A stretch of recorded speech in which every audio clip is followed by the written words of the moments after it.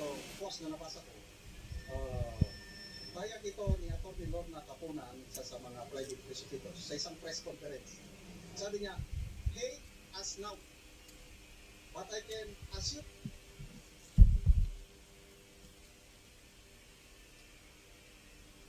Tunit niya sa cellphone mo, may kita mo sa cellphone mo yung right pa yung battery niya, kung pwede mo nang i-maintain na submit principles ko, version 2, project board, pakita mo lahat Kuya Eric, yung Project Boy, ang dami. natin. Project Boy. Ayan, except kay Fred, hindi po natin project board si Fred test for. Oo nga eh. Yung 2025 model kasi nasa ground.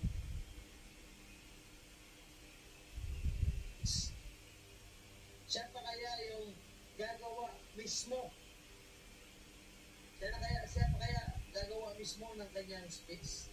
Yung namigal ang siya pa. Edited daw si Risa. Kaya nakakatawa Risa. yung ganitong Tiberos. katramahan ng Gumagawa lang nila yun. So, para maniwala ka. Sila nang magde-detrate sa kanya. That's the only reason. Our nanny of 3 years suddenly quit. I thought she wanted more money, so I offered a raise on the spot, but she looked at me like she'd seen a ghost.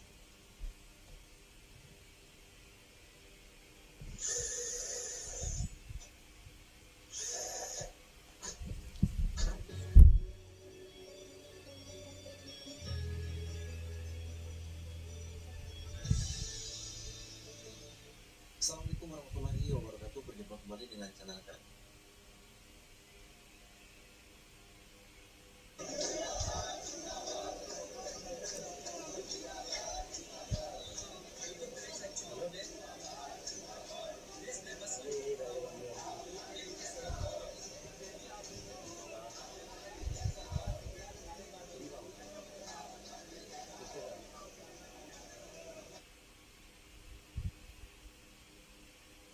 Dapat yung tao mismo na naggawa ng affidavit ang ipresenta.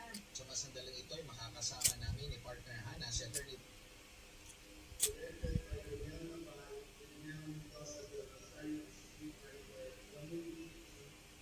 Dapat yung tao mismo na naggawa ng affidavit ang ipresenta. Sa masandaling ito ay makakasama namin ni partner Hana, si Atty. Dina Tolentino Fuentes, Senior Partner ng Tolentino and Partners Law Office. Atty. Dina, magandang